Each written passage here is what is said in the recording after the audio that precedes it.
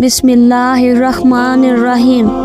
تاریخ اسلام میں ہے، جب چنگیز خان کا انتقال ہونے لگا تو اس نے اپنے ساتھیوں سے یہ وصیت کی کہ جب میں مر جاؤں تو فلاں درخت کے نیچے مجھے دفنا دینا۔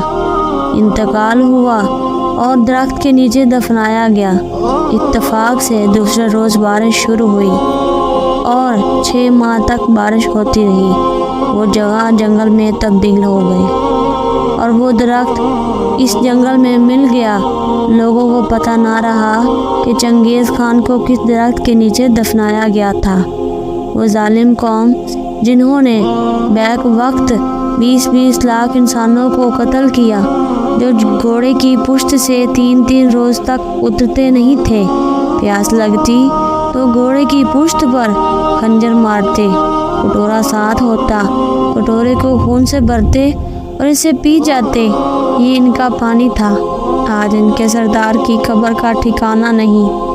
خطبات حکیم الاسلام میں مولانا قاری محمد طیب صاحب رحمۃ اللہ علیہ نے لکھا ہے کہ اسکندر اعظم کی قبر عراق کے بابل کے کھنڈر میں ہے، لیکن قبرستان میں کوئی صحیح قبر نہیں بتا سکتا۔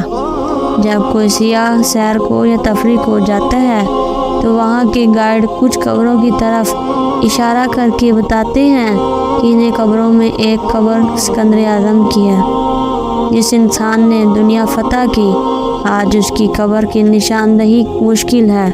اس لیے انسان اپنے امان اور اعمال بنانے کی فکر کرے اور اللہ کی راہ میں اتنا مقبول ہو جائے کہ لوگ انہیں اس کے لیے دعا کریں۔